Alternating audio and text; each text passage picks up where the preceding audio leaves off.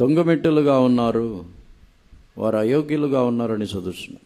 యూదాపత్రిక 12వ వాక్యముని చదవండి.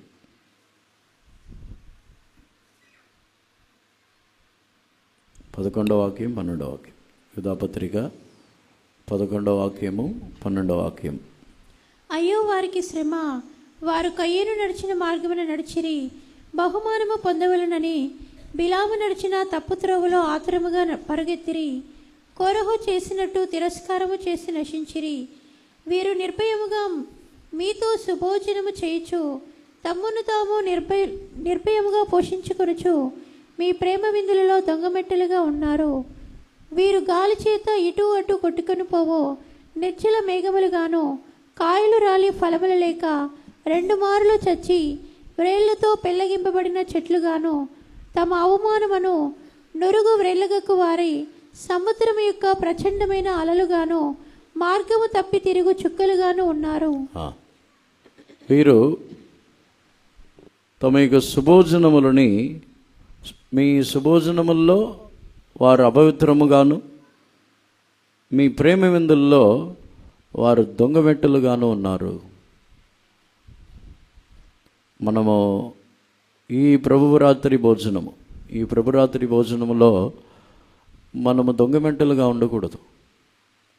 ప్రభురాత్రి భోజనములో మనము భయము లేకుండా, అక్కడ రాయబడి ఉన్న వాక్యంని చూస్తే వీరు భయము లేకుండా ఆ సుభోజనములో పాలు పొందుతున్నారు. మరలా చదవండి 12వ వాక్యంని. వీరు నిర్భయముగా మీతో సుభోజనము చేయుచు, వీరు నిర్భయముగా మీతో సుభోజనము చేయొచ్చు. ఆయన యొక్క బల్లలో భయమే లేకుండా ఒక పాలు పొందొచ్చిన అనుభవం గలవారు. వారిని గురించే యూదా తన యొక్క పత్రికలో తేటగా రాయిస్తున్నాడు. వారు ఎటువంటి వారు? వారు 3 గుంపుల వారు. ఒకటి కయ్యోను యొక్క మార్గంలో నడిచిన వారు, బిలాము యొక్క మార్గంలో నడిచిన వారు, కొరహు యొక్క మార్గంలో నడిచిన వారు. వారిని గురించే వారు నిర్జలమైన మేఘముల వంటి వారు, తమ యొక్క అవమానములని నురుగు కక్కుచున్న అలలు వంటి వారు, ఫలములు రాలిపోయి ఎండిపోయిన 2 మారులు సచ్చి వేళ్లతో పెళ్ళగింపబడిన చెట్టు వంటి వారు. వారిని గురించి ఇవన్నీ రాయబడి ఉన్నది. మన జీవితంలో మనం కూడా ఈ ప్రేమ విందుల్లో, ఈ సుభోజనముల్లో మనము నిర్భయముగా మనం అందరితో కలిసి ఏకముగా పాలు పొందుతున్నామా?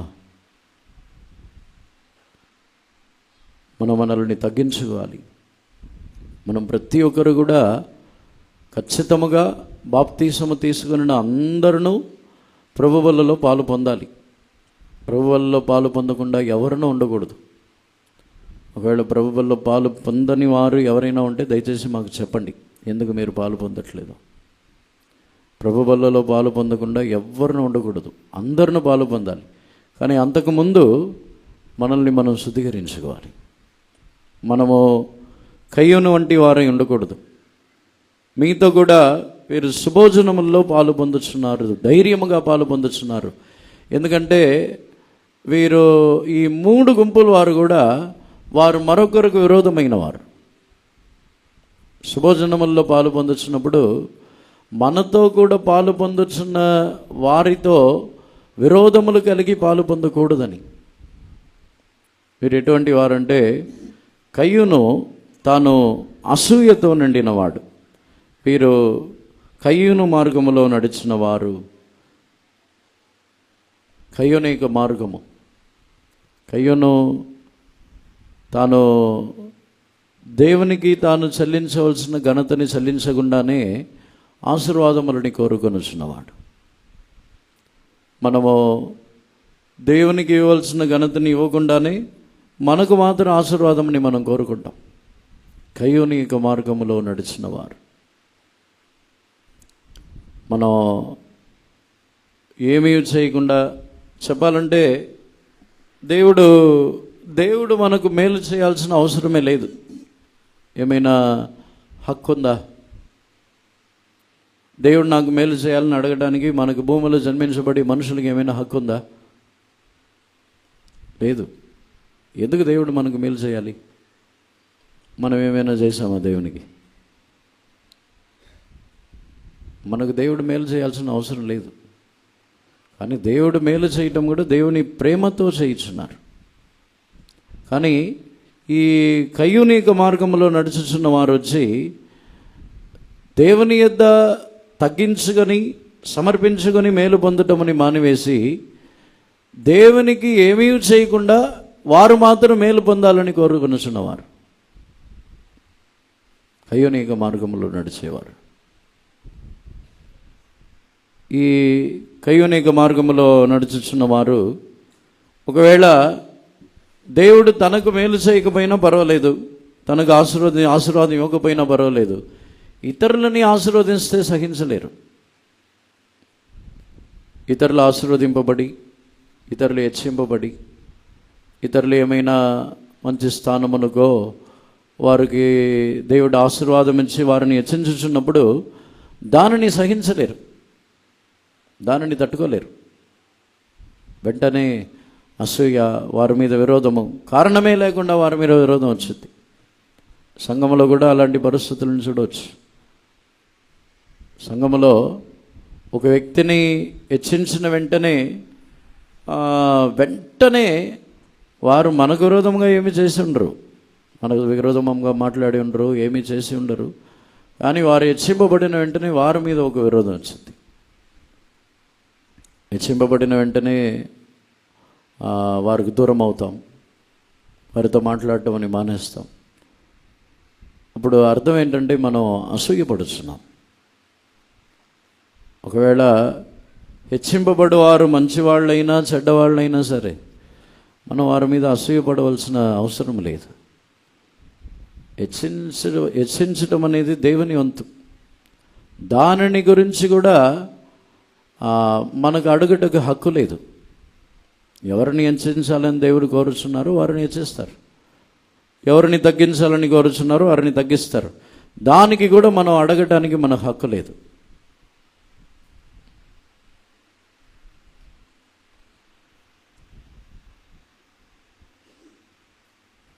మన జీవితంలో అసూయ కయ్యూనిక మార్గము, కయ్యూను నడిచిన త్రోవ. హేబేలు మీద అసూయ మాత్రం ఉండకుండా క్రోధముతో లేచి హేబేలుని చంపే వరకు తాను విరోధిగా మారిపోయాడు. మన జీవితంలో కూడా ఇలాంటి అసూయతో ఎవరి మీదైనా కోపంతో ఉన్నామా? ఒకసారి ఎప్పుడైనా కూర్చొని ఆలోచించామా, వీళ్ళ మీద నేను కోపంతో ఉండడానికి వీళ్ళు నాకేం చేశారు? నన్ను ఏమైనా చేశారా? ఏదైనా తిట్టారా? ఏమైనా నాకు విరోధంగా మాట్లాడారా? వీళ్ళ మీద కోపంతో ఉండటానికి వారు నాకేం చేశారు? అసూయ అది ఎముకలకు కుళ్ళు. మత్సరం వచ్చి ఎముకలకు కుళ్ళు అంట. చాలామంది వ్యాధి గలవారుగా ఉండటానికి ఒక కారణం ఇది. చాలామంది వ్యాధితో ఉండటానికి కారణం ఇతరుల యొక్క ఆశీర్వాదమని సహించలేకపోవటం. ఇతరులు ఆశీర్వదింపబడిన వెంటనే వాళ్ళు ఎందుకు ఆశీర్వాదంగా ఉండాలి, నేను ఎందుకు ఆశీర్వాదంగా ఉండకూడదు? వెంటనే ఇదే అడుగుతాం. నన్ను కనికరించండి అని దేవుణ్ణి అడగొచ్చు, కానీ వాళ్ళని ఆశీర్వదించి నన్ను ఎందుకు ఆశీర్వదించలేదని అడిగితే దేవుడు ఆశీర్వదించరు. అది అసూయ. ఇతరులని ఆశీర్వదించటమని మనం కోరుకోవాలి, ఇతరులు హెచ్చింపబడటమని మనం కోరుకోవాలి. ఒక నిజమైన క్రైస్తవుడి జీవితంలో ఉన్న స్వభావం తాను హెచ్చింపబడటము కాదు, ఇతరులు హెచ్చింపబడటమని కోరుకోవాలి. ఇతరులు ఒక ఉన్నతమైన స్థానములో, ఇతరులు మొదటి స్థానములో ఇతరులు ఉండటమని మనం కోరుకోవాలి. మనం హెచ్చింపబడాలని మనం కోరుకుంటే మన జీవితంలో ఈ కయ్యూనిక మార్గములోనే మనం నడుచుచున్నాం. కయ్యూను వంటి అసూయ ఇలా ఉంటే మన జీవితంలో మనతోనే ఉంటారు. మన పక్కన ఉన్నవారు హెచ్చింపబడి ఉన్నారని చూసి మనం సంతోషపడకుండా వారి పక్కన కూర్చుంటే మనం ధైర్యముగా శుభోజనములో నిర్భయముగా ఉన్నాం, దొంగమెట్టలుగా ఉన్నాం. మన జీవితంని మనలో ఎటువంటి అసహ్యమైన ఉందో ధ్యానించి చూడండి. ఎవరినైనా దేవుడు ఉపయోగించుచున్నప్పుడు వారిని ఎందుకు ఉపయోగించుచున్నారు, నన్ను ఎందుకు ఉపయోగించలేదు, నేనేమైనా తక్కువ, వాళ్ళకంటే నేను తక్కువ, ఎందులో తక్కువ నేను, ఎందుకు నన్ను ఉపయోగించట్లేదు? అది దేవుని ఇష్టం. మనం తక్కువ ఎక్కువ అది దేవునికి అవసరం లేదు. ఆయన ఎవరిని ఉపయోగించాలని కోరుచున్నారో వారిని ఉపయోగిస్తారు. మనం వాటిలో అసూయపడుచున్నామా? ఎవరినైనా హెచ్చించినప్పుడు, ఎవరినైనా ఉపయోగించినప్పుడు అసూయపడుచున్నామా? ఎవరినో తనకు తాను హెచ్చింపబడలేరు. దేవుడు ఒక వ్యక్తిని హెచ్చించకుండా ఎవరినూ హెచ్చింపబడలేరు. మన జీవితంలో కయ్యోనిక మార్గములో నడుస్తున్నామా? కయ్యోనిక మార్గము హేబేలుని అసూయతో చంపివేస్తున్నాడు. చంపివేసిన తర్వాత దేవుడు అడుగుతున్నారు, నీ సహోదరుడు ఎక్కడ? కయ్యోనిక మార్గం ఏంటంటే తాను అన్నీ చేసి సహోదరుడు ఎక్కడని అడిగినట్లు వెంటనే దేవునికి సమాధానం చెప్తున్నాడు, నేనేమైనా నా సహోదరుడికి కావలి వాడినా? గర్వం.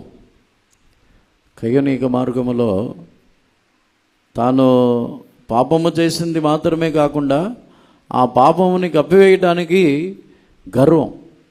నేనేమైనా కావాలి అన్నా? పాపముని కప్పివేయటకు గర్వం ఉంటుంది. కొన్ని సందర్భంలో కొన్ని దోషములు వాటిని గురించి దేవుడు బయలుపరిచిన వెంటనే నేనెందుకు నీకు చెప్పాలి, నేనెందుకు ఒప్పుకోవాలి, నన్ను అడగటానికి మీరెవరు, నాకు చెప్పడానికి మీరెవరు? వెంటనే ఆ పాపముని కప్పుటకు కయ్యూను లాంటి గర్వం మనలో ప్రవేశించేస్తున్నది. అది కయ్యూనిక మార్గం. దేవుడు అడుగుతున్నారు, నీ సహోదరుడు ఎక్కడ? వెంటనే అప్పుడు కూడా ఒప్పుకోవచ్చు, నేను అసూయపడి కోపపడి నా సహోదరుని చంపివేసి ఉన్నాను అని తగ్గించుకోవచ్చు. కానీ దానిని వదిలేసి నా సహోదరుడికి ఏమైనా నేను కావాలి అన్నా? దేవునికి ఇలాంటి సమాధానం చెప్పొచ్చున్నాడు.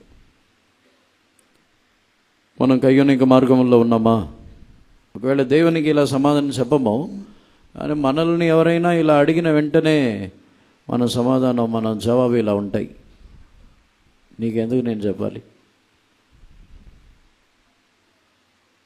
మన గర్వం, మన యొక్క మాటల్లో గర్వము. మన జీవితంలో కొన్ని సందర్భముల్లో మాట్లాడకుండా మౌనంగా ఉంటాం. మౌనంగా ఉండే విషయంలో కూడా గర్వం ఉంటుంది. తగ్గించుకొని నేను అర్హత లేని వ్యక్తినని మాట్లాడకుండా ఉండేవారు ఉన్నారు. వీళ్ళతో నేనేం మాట్లాడేదని గర్వంతో మాట్లాడకుండా ఉండేవాళ్ళు కూడా ఉన్నారు. వీళ్ళందరూ పాపులు, వీళ్ళందరూ మంచివాళ్ళు కాదు, వీళ్ళు కరెక్ట్ కాదు, నేను కరెక్టు అని మాట్లాడకుండా ఉండేవాళ్ళు కూడా ఉన్నారు. అది కయ్యోనిక మార్గం. గర్వం. మన దృష్టిలో మనం దేవుని దగ్గర కరెక్ట్గా ఉన్నాం, మిగిలిన వారు కరెక్ట్ కాదు, మిగిలిన వారు అట్లా ఇలాంటి వారు అలాంటి వారు, మిగిలిన వారందరూ నమ్మకస్తులు కాదు అని చెప్పి వాళ్ళతో మాట్లాడకుండా ఉండేది గర్వం. మనుషులందరూ మంచివాళ్ళు కాదు కాబట్టి నేను మాట్లాడకుండా దూరంగా ఉంటాను, అది వచ్చి మంచి స్వభావం కాదు, గర్వం. అలా అనుకుంటే యేసుప్రభు భూమిలోకి రావాల్సిన అవసరం లేదు.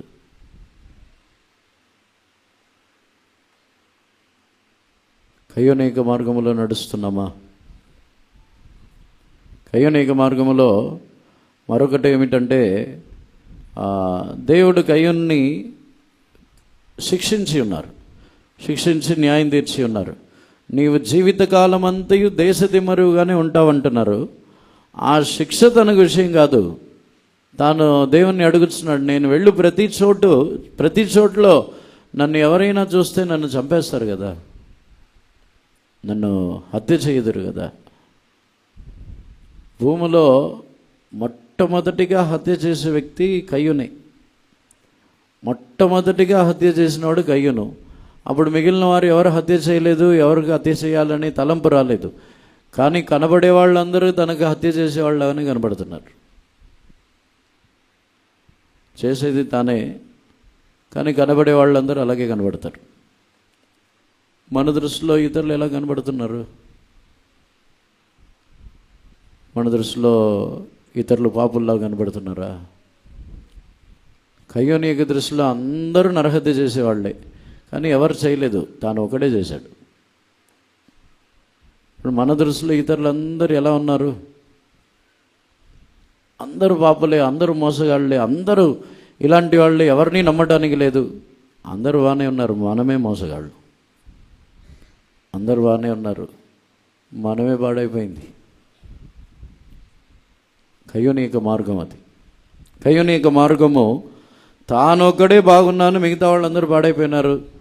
లేకపోతే తానే నరహత్య చేసేసి తాను చేశాడు కాబట్టి మిగతా వాళ్ళు కూడా అలాగే ఉంటారు అనుకుంటున్నాడు. తానే నరహత్య చేశాడు, మిగతా వాళ్ళు ఎవరు చేయలేదు.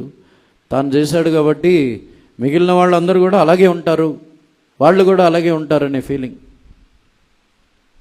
ఒకవేళ మన యొక్క ఊహల్లో ఇతరులందరూ మన జీవితంలో పాపుల్లాగా ఉన్నారంటే మనలో ఆ పాపం ఉందని అర్థం, లేకపోతే ఆ తలంపు రాదు. కయ్యూనులో ఆ నరహత్య చేయించిన స్వభావం ఉంది కాబట్టి కనబడే వాళ్ళందరూ నరహత్య చేసేవాళ్ళలాగానే కనబడ్డారు. మన దృష్టిలో ఇతరులు ఎలా కనబడుతున్నారు? ఇతరులందరూ పాపం చేసేవాళ్ళలాగానే కనబడుతున్నారా? ఇతరులని ఏ దృష్టితో చూస్తున్నాం? అది కయ్యూని యొక్క మార్గం. కయ్యూను నడిచిన మార్గములో నడిచిరి. అలా నడిచినప్పుడు వాళ్ళు ఎందుకు దొంగమెట్టులుగా ఉన్నారంటే, వాళ్ళు కలిసి తినుచున్నది సుభోజనములో, ఈ ప్రభువులలో అందరితో కలిసే తింటున్నారు, కానీ వారికి ఇతరులతో సంబంధం ఉండదు. వారు వచ్చి ఇతరులందరినీ వేరేలాగానే అనుకుంటారు, వీళ్ళు మాత్రం సెపరేట్గా అనుకుంటారు. ఇతరులని గురించిన తలంపు, ఇతరులని ఆశీర్వదించినప్పుడు, ఇతరులని హెచ్చించినప్పుడు తన యొక్క సొంత సహోదరుడైనా దాన్ని సహించలేరు. వారు వ్యక్తిగతమైన వ్యక్తి, వారు ఏకముగా కలవలేరు. అందుకే ఆ సుభోజనములలో వారు వచ్చి దొంగమెట్టలుగా ఉన్నారు. ఇవన్నీ కయ్యూని యొక్క మార్గములు. బిలాము తన యొక్క జీవితంలో ధనాపేక్షతో నడిచి ఉన్నాడు. మరొకసారి కూడా చదవండి, యూదాపత్రిక 11వ వాక్యము. అయ్యో వారికి శ్రమ, వారు కయ్యూను నడిచిన మార్గమున నడిచిరి, బహుమానము పొందవలనని బిలాము నడిచిన తప్పు త్రోవలో ఆతురముగా పరిగెత్తిరి. బహుమానం పొందవలనని బిలాము నడిచిన తప్పుడు త్రోవ. తాను బహుమానం ఎందుకు పొందాలని కోరుచున్నాడంటే, తాను దేవుని ప్రవక్త, దేవుడు చెప్పే వాటిని చెప్తాడు, కానీ వాటికి తనకు బహుమానం కావాలని కోరుచున్నాడు. మీరు నాకు బంగారం ఇచ్చినా, వెండినిచ్చినా, ఏమిచ్చినా అక్కడ చూసినట్లయితే దేవుడు చెప్పిందే చెప్తానంటున్నాడు. ఈ బంగారం వెండి వద్దని చెప్పట్లేదు. నేను దేవుడు చెప్పిన వాటిని చెప్పడానికి బంగారం వెండి నాకు వద్దు అని చెప్పట్లేదు. కానీ మీరు బంగారం ఇచ్చినా, నా ఇల్లంతా బంగారం ఇచ్చినా, వెండి ఇచ్చినా నేను దేవుడు చెప్పిందే చెప్తానంటున్నాడు. బంగారం మాత్రం ఇవ్వండి అంటున్నాడు, వద్దని చెప్పట్లేదు. ధనాపేక్ష మన యొక్క దేవుని కార్యములలో మనము కూలిని, దేవుని కార్యములలో మనము బహుమానముని ఎదురు చూస్తాం. లోకములో చాలామంది ఉచితముగా దేవుడు ఇచ్చిన వాటికి బహుమానముని ఎదురు చూస్తున్నారు. ఉచితముగా వరములు ఇచ్చి ఉండొచ్చు, ఉచితముగా దేవుని కార్యములని మనకి ఇచ్చి ఉండొచ్చు. వరములో, తలాంతులో కొన్ని దేవుని యొక్క శ్రేష్టమైన కార్యములు మనకు అనుగ్రహించబడి ఉండొచ్చు. అవన్నీ మనకు ఉచితముగా ఇవ్వబడినప్పుడు వాటి కొరకు మనము బహుమానముని కోరుకున్నట్లయితే మన జీవితంలో బిలాము నడిచిన త్రోవలో నడుచుచున్నాం. దానికి కారణం బిలాము యొక్క జీవితంలో ధనాపేక్ష. ధనముని ఆశించుచున్నవారు ధనాపేక్ష వచ్చి అన్ని కీడులకు మూలం. తిమోతిలో చదువుతున్నప్పుడు ధనాపేక్ష అన్ని కీడునకు, మన జీవితంలో వచ్చే అన్ని కీడు, అన్ని విధములైన పాపమునకు అదే మూలం. చదవండి, తిమోతికి రాసిన మొదటి పత్రిక 6వ అధ్యాయము 9వ వాక్యము నుండి చదవండి. 9-10. ధనవంతులగుటకు అపేక్షించువారు శోధనలోను, ఉరిలోను, అవివేకయుక్తములను, హానికరములనైన అనేక దురాశలలోను పడదురు. అటువి మనుషులను నష్టములోను, నాశనములోను ముంచివేయును. ఎందుకనగా ధనాపేక్ష సమస్తమైన కీడులకు మూలము. కొందరు దానిని ఆశించి విశ్వాసము నుండి తొలగిపోయి నానా బాధలతో తమ్మును తామే పడుచుకొనిరి. కొందరు దానిని ఆశించి విశ్వాసము నుండి తొలగిపోయి నానా బాధలతో తమ్మును తామే పడుచుకొనిరి. ధనముని ఆశించుచున్నామా? ధనాపేక్ష మనలో ఉందా లేదా అని ఎలా తెలుసుకోగలను? వాళ్ళు ఉంటేగా. ధనముని ఆశించేవారు ఇతరుల దగ్గర ధనముని అడుగుతారు. ధనముని ఆశించినప్పుడు వారు అడుగుతారు, తనకు ధనము కావాలి, అవసరం ఉంది అని అడుగుతారు. ధనాపేక్ష లేని వారు అవసరమే ఉన్నా అడగరు, దేవుడించేంత వరకు కనిపెడతారు. ధనవంతుడుకును లాజరు, ధనవంతుడు తాను మిక్కిలి సుఖభోగముగా జీవించి ఉన్నాడు. లాజర్ని గురించి చదివినప్పుడు ఆ ధనవంతుడి ఇంటి వాకిట ఉండి ధనవంతుడి యొక్క బల్ల మీద నుండి పడుచున్న రొట్టె ముక్కలతో తన యొక్క ఆకలిని తీర్చుకునేటకు ఆశపడి ఉన్నాడు, కానీ అడిగినట్టు లేదు. వాక్యంలో అలాగే ఉంది, తన యొక్క ఆకలిని తీర్చుకునేటకు ఆశపడి ఉన్నాడు కానీ అడగలేదు. దరిద్రుడే తన యొక్క జీవితంలో భోజనం అవసరము, తన జీవితంలో వస్త్రం అవసరము, తనకు కావాల్సింది అన్ని అవసరమే, కానీ అక్కడ అడిగినట్టే వాక్యంలో లేదు. లూకాసు వార్తలో దానిని చదవచ్చు. తాను ఇంటి వాకిట ఉన్నాడు, ఆశించుచున్నాడు, కానీ అడగట్లేదు. నిజమైన ఒక క్రైస్తవుడి జీవితంలో ధనముని ఏ కారణము నిమిత్తమైనా సరే, మంచి కారణము నిమిత్తమైనా, దేవుని కార్యముల కొరకు, సొంత కార్యముల కొరకు, ఏ కార్యము కొరకు ధనముని అడిగినా వారు ధనాపేక్ష గలవారు. ఏ కార్యము నిమిత్తమైనా ధనముని ఆశించినట్లయితే అడిగే ఒక అలవాటు వచ్చింది. ఒకవేళ ధనాపేక్ష గలవారుగా మనం ఉన్నట్లయితే ఆ ధనము గురించి మనం కోపపడతాం. డబ్బు గురించి కోపం వస్తుందా? డబ్బులు ఇవ్వలేదని కోపం వస్తుందా? లేకపోతే ఏమైనా నష్టం కలిగిందని కోపం వస్తుందా? ధనము గురించి గొడవలు పడుచున్నామా? డబ్బు గురించి పోట్లాడుచున్నామా? ధనాపేక్ష ఉంటే డబ్బు గురించి గొడవలు వస్తాయి, డబ్బు గురించి పోట్లాట్లు వస్తాయి. మనం పోట్లాడుతున్నామా? ఎవరైనా డబ్బులు ఇవ్వలేదంటే బూతులు మాట్లాడుతున్నామా? ధనాపేక్ష లేనివారు. ధనాపేక్ష లేకపోతే వడ్డీకి ఇవ్వరు. వడ్డీకి ఇస్తున్నామా? వడ్డీకి ఇచ్చేవాళ్ళు ఎవరైనా ఉన్నారా? వీరందరూ ఎందుకు మీ ప్రేమ విందుల్లో దొంగమెట్టులుగా ఎందుకు ఉన్నారంటే, నిజమైన ఒక ఐక్యత, మన యొక్క శరీరము వేరు, మన యొక్క శరీరమైన సంఘము వేరు అనే ఒక తలంపు ఉన్నట్లయితే వడ్డీకి ఇవ్వరు. ఒకవేళ అప్పిచ్చి సహాయం చేయొచ్చు కానీ వడ్డీకి ఇవ్వరు. వడ్డీకి ఇస్తున్నారంటే ఎవరికైతే వాళ్ళు వడ్డీకి ఇస్తున్నారో వాళ్ళకి వీళ్ళకి సంబంధం లేదు. వాళ్ళు వేరు వీళ్ళు వేరు. ప్రభువులలో వాళ్ళు వేరు వీళ్ళు వేరుగా పాలు పొందలేము. యేసుప్రభు యొక్క శరీరముగానే పాలు పొందాలి. అందుకే యేసుప్రభు యొక్క శరీరముని గురించి, రక్తముని గురించి వివేచనతో పాలు పొందండి. యేసుప్రభు యొక్క శరీరము చీల్చబడి గాయపరచబడటానికి కారణము మనందరినీ ఒకే శరీరముగా మార్చడానికే యేసుప్రభు యొక్క శరీరము చీల్చబడింది. దానిని గురించిన వివేచన లేకుండా వాళ్ళు వేరు నేను వేరు అని పాలు పొందితే మనం వచ్చి వివేచన లేకుండా పాలు పొందుతున్నాం. మనం ఎందుకు ఒకే రొట్టెలో, ఒకే ద్రాక్షరసంలో, ఒకే పాత్రలో ఎందుకు పాలు పొందుతున్నామంటే, ఒకే పాత్రలో పాలు పొందుటకు కూడా కారణం మనం ఒకే శరీరము. మనం వేరే వేరే కాదు, వేరే వేరే వ్యక్తులు కాదు, ఒకే శరీరము కాబట్టి ఒకే పాత్రలో మనం పాలు పొందుతున్నాం.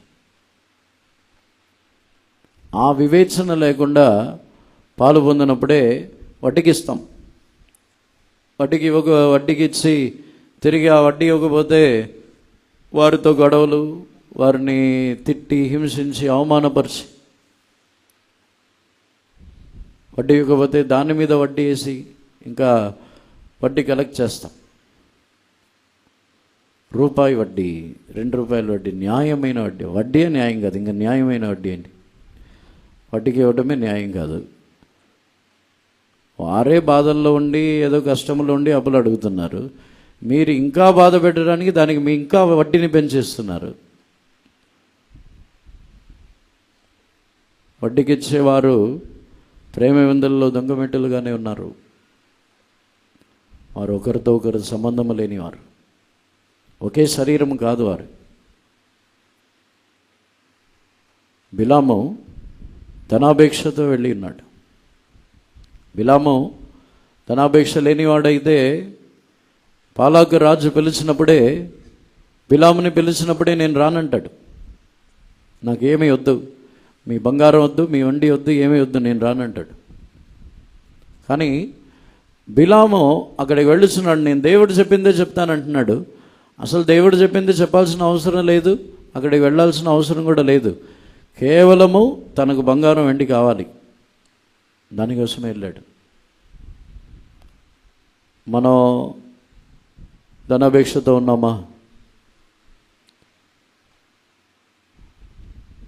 ధనాపేక్షతో ఉంటే ఒకరోజు ఇస్కరియోతు యూదాలాగా యేసుప్రభుని కూడా పట్టిస్తాం. అనేకులని ధనము కొరకు పట్టించుచున్నాం. అనేకులని మన యొక్క సొంత లాభం కొరకు, వారిని ఎవరినైనా పట్టిస్తే మనకు లాభం అంటే పట్టిస్తాం. మనకు ఏదైనా లాభం ఉంటుంది. ఇస్కరియోతు యూదాకు 30 వెండి కాసులు లాభం, మనకు వేరే లాభం ఉంటుంది. వేరే ఏమైనా మనకు ఆదాయంలో, మనకు అనుకూలమైన కార్యంలో మనకు ఏదైనా లాభం ఉంటుంది. శరీర ప్రకారముగానో ఏదైనా ఒక లాభం, ఏదైనా ఒక లాభం కొరకు ఇతరులని పట్టించుతున్నామంటే మనం ధనాపేక్ష గలవారు. ఎవరినైనా పట్టిస్తాం. ధనాపేక్ష ఇస్కరియోతు యూదాలాగా మనల్ని మార్చుచున్నది. ఇస్కరియోతు యూదా ధనాపేక్షని బట్టి యేసుప్రభుని పట్టించి ఉన్నాడు. ధనాపేక్ష మనలో ఉందా? బిలాములాగా. బిలాము నడిచిన తప్పు త్రోవ, బహుమానము కొరకు బిలాము నడిచిన తప్పు త్రోవ.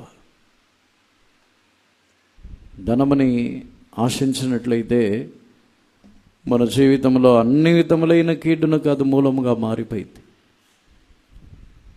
ధనాపేక్ష లేకపోతే మనం డబ్బు కోసం గొడవపడం. ధనాపేక్ష లేకపోతే డబ్బు కోసం అంతా కోపపడి అవన్నీ చెయ్యం. ధనము కొరకు అబద్ధమాడం. డబ్బు కొరకు అబద్ధమాడుచున్నామా? ఏమైనా సంపాదించడానికి అబద్ధమాడుచున్నామా? వ్యాపారంలో అబద్ధమాడుచున్నామా? కేవలం అన్నిటికీ కారణం ధనాపేక్ష. ఒకవేళ అబద్ధం ఆడకపోతే లాభం రాదంటే, ధనాపేక్ష లేకపోతే లాభం రాకపోయినా పర్వాలేదు కానీ అబద్ధం ఆడం. ధనాపేక్ష ఉంటే అబద్ధం ఆడతాం. ధనాపేక్ష ఉన్నవారు ధనముని సంపాదించడానికి దేవుని సన్నిధానముని మానేస్తారు. యోన తాను దేవుని సన్నిధానం నుండి పారిపోవుటకు తాను ఎక్కిన ఓడ తర్షీషుకు వెళ్ళుచున్న ఓడ, వ్యాపారపు ఓడ. అది దేవుని సన్నిధానం నుండి తప్పించుకున్నట్టుకు ధనముని సంపాదించడానికి దేవుని సన్నిధానముని మానివేస్తున్నామంటే మనం ధనాపేక్ష గలవారు. లో ఉన్న ధనాపేక్ష తొలగిపోవాలి. మూడవదిగా చివరిగా క్లుప్తంగా చెప్పుతున్నాను, కోరహు యొక్క గుంపు వారు. చదవండి యూదాపత్రిక 11వ వాక్యం.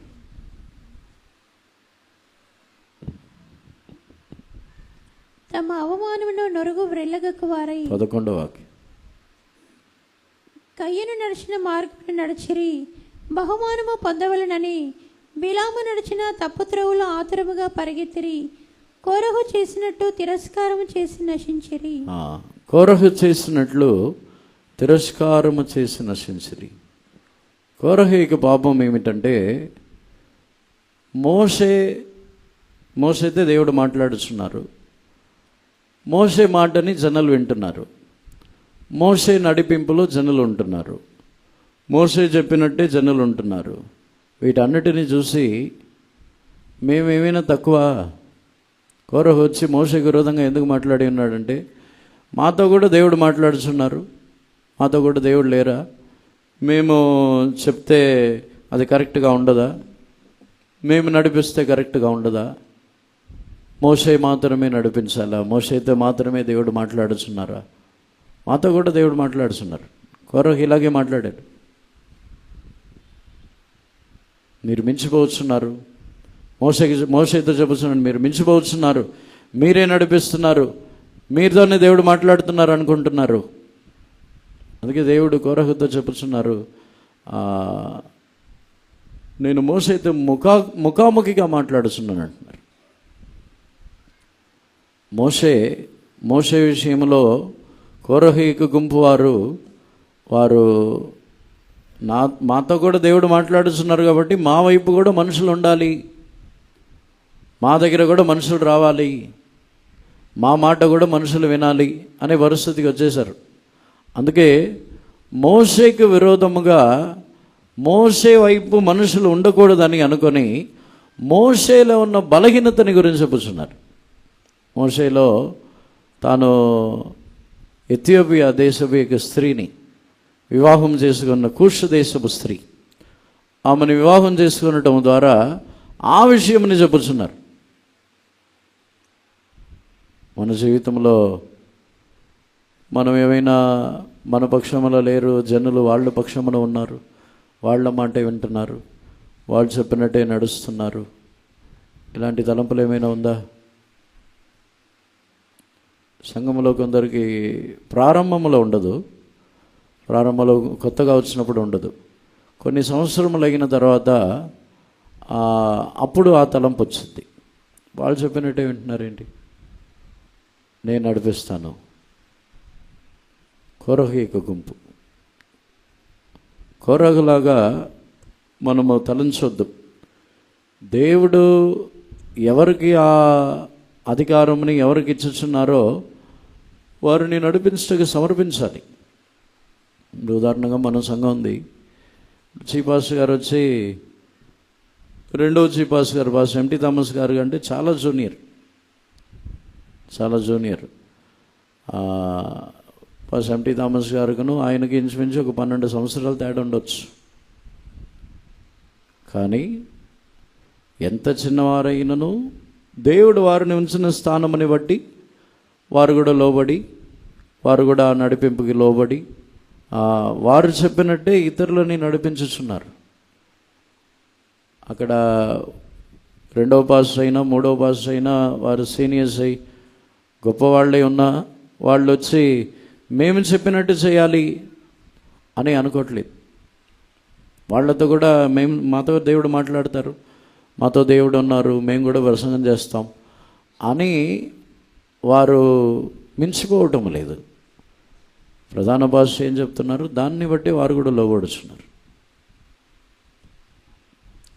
మన ఈ సంఘములో ఈ అనుభవం వచ్చి మన సంఘంలో ఒక విశేషమైన అనుభవం. మనం కొందరు ఒకవేళ ఎదిరించినను అది బయటకు కొంచెం బయటకు రావచ్చు. కొందరు ఎదిరించినను అందరూ ఆ పరిస్థితుల్లో లేరు.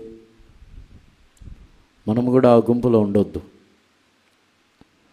అక్కడే కాదు, ఎక్కడ ఏ సంఘంలోనైనా మనము కోరహు యొక్క గుంపు వంటి వారై ఉన్నట్లయితే మనం ఎందుకు వారు సుభోజనములలో ధైర్యముగా పాలు పొందుతున్నారంటే ఆ కోరహు యొక్క గుంపుకి మోషేతో ఒక ఐక్యత లేదు. మోషే నడిపించే నడిపింపులో ఒక ఐక్యత లేదు. ఆ ఐక్యత లేకుండా వారు సుభోజనముల్లో నిర్భయముగా పాలు పొందుతున్నారు. మనకు కూడా ఇతరులతో ఐక్యత లేదా? ఎవరైనా నడిపిస్తే మనం దూరంగా ఉంటాం. మన స్వభావం అది, మనం దూరంగా ఉంటాం. నాకెందుకులే, వారితో ఐక్యంగా ఉండము, నాకు సంబంధం లేదని దూరంగా ఉంటాం. అటువంటి స్వభావం అది కోరహు యొక్క స్వభావం. ఆ స్వభావం ఉండి దూరంగా ఉండి చివరిలో ఎదిరించాల్సిన పరిస్థితికి వచ్చింది. దేవుడు నియమించిన వారితో ఎవరిని నియమించినా వారితో ఐక్యముగా ఉన్నప్పుడే ఎదిరించిన పరిస్థితికి మనం రాము. మన జీవితంలో ఇటువంటి అనుభవం వచ్చి మన యొక్క ప్రభు బల్లలో, సుభోజనముల్లో, ప్రేమ విందుల్లో దొంగ మెట్టలుగా మనల్ని మార్చేస్తున్నది. ఇప్పుడు అందరిని కూడా మన కన్నులు మూసుకొని ఒకసారి ధ్యానించేద్దాము. మన జీవితంలో ఈ సుభోజనము, ఈ ప్రభు బల్లలో మనము నిర్భయముగా పాలు పొందుచున్నామా? ఈ ప్రభు బల్లలో మనల్ని మనము తగ్గించుకొని అందరితో ఐక్యముగా ఒకే శరీరముగా మారి పాలు పొందుచున్నామా? కయ్యనులాగా, బిలాములాగా, కోరహులాగా పాలు పొందుచున్నామా? కయ్యనులాగా అసూయతో ఉండొద్దు. హెచ్చింపబడిన వారిని గురించి సంతోషించండి. దేవుడు వారికి ఇచ్చిన స్థానములని గురించి సంతోషించండి. అన్నిటిలో దేవుడు హెచ్చించుచున్న, ఆశీర్వదించుచున్న వాటిని గురించి, ఇతరులని ఆశీర్వదించినప్పుడు సంతోషించండి. నిజముగా సంతోషించాలంటే వారును నా శరీరమే కదా, వారును నా శరీరంలో ఉన్న ఒక క్రీస్తు శరీరంలో ఉన్న ఒక అవయవమే కదా. ఒకే శరీరంలో ఒక అవయమునకు ఘనత కలిగినప్పుడు ఇంకొక అవయవం సంతోషపడకుండా ఉంటుందా? ఒక అవయమునకు ఘనత కలిగినప్పుడు ఇంకొక అవయవం సంతోషపడింది. మనం ఒకవేళ సంతోషపడకపోతే మనం ఒకే శరీరంలో ఉన్న అవయవం కాదు. వాళ్ళు ఎటువంటి వారైనా, మంచివాళ్ళైనా చెడ్డవాళ్ళైనా, దేవుడు వారిని హెచ్చించడము, ఆశీర్వదించడము దేవుని ఇష్టం. వాటి విషయంలో మనం సంతోషించాలి. బిలాములాగా ధనము వైపు పరిగెత్తవద్దు. ధనాపేక్ష ఉన్నప్పుడు మనకు ఉచితముగా ఇతరులు ఇవ్వాలని కోరుకుంటాం. మనము ఎవరికి ఉచితముగా దేన్ని ఇవ్వం. ధనాపేక్ష ఉన్నవారు వారు ఎవరికి ఉచితముగా దేనిని ఇవ్వరు. దాన్ని కూడా వ్యాపారం చేస్తారు, డబ్బులు లేకుండా ఇవ్వరు. కానీ మనం మాత్రం ఉచితంగా ఇస్తే బాగుంటుంది అని అనుకుంటాం. ధనాపేక్ష ఉన్నవారు దీనులని కనికరించలేరు. ఇంకా కావాలి నాకు, ఇల్లు మీద ఇల్లు, ఆస్తుల మీద ఆస్తులు, ఐశ్వర్యం మీద ఐశ్వర్యం పెంచుకుంటాం. దీనులు దరిద్రులని గురించిన కనికరం మనకు ఉండదు. ధనాపేక్ష ఉంటే ఖర్చు అయిపోతుంది, వాళ్ళకి ఎందుకు ఇవ్వాలి, నేను కష్టపడి వాళ్ళకి ఎందుకు ఇవ్వాలి? ప్రశ్నలతోనే ఉంటాము కానీ కనికరం ఉండదు. దేవుడు ఆయన సర్వలోకముని సృష్టించి ఉచితముగా మనుషులకు అన్ని ఇచ్చి ఉన్నారు. దేవుడు ఎందుకు ఇవ్వాలి అని అనుకోవట్లేదు కదా. మనల్ని కూడా దేవుడు ఆశీర్వదించినప్పుడు వీళ్ళని ఎందుకు నేను ఆశీర్వదించాలని అనుకోవచ్చుగా. మనం అనుకుంటున్నాం కదా, దీనిలో దరిద్రులైన వారి విషయంలో వీరిని ఎందుకు నేను కనికరించాలి, వీడికి ఎందుకు నేను సహాయం చేయాలి అలా అనుకున్నప్పుడు దేవుడు మనల్ని కూడా ఆశీర్వదించినప్పుడు వీళ్ళని నేను ఎందుకు ఆశీర్వదించాలి అని అనుకోవచ్చుగా.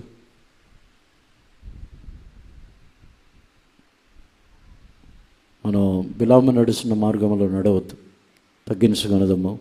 మనలో ఉన్న ధనాపేక్షని తీసివేయమని దేవుని అడుగుదాము. మన జీవితంలో ఉన్న కొరహు యొక్క ఎదిరించి తిరస్కారము చేసిన పాపము, మోషేని తిరస్కారము చేయించున్నాడు. మోషేతో మాత్రమే దేవుడు మాట్లాడతారా? మాతో మాట్లాడరా? మేము కాదా? మేము పరిశుద్ధులం కాదా? మేము విశ్వాసులు కాదా? ఈ కొరహు యొక్క పాపం అందరిని కూడా సమర్పించుకున్నదాము.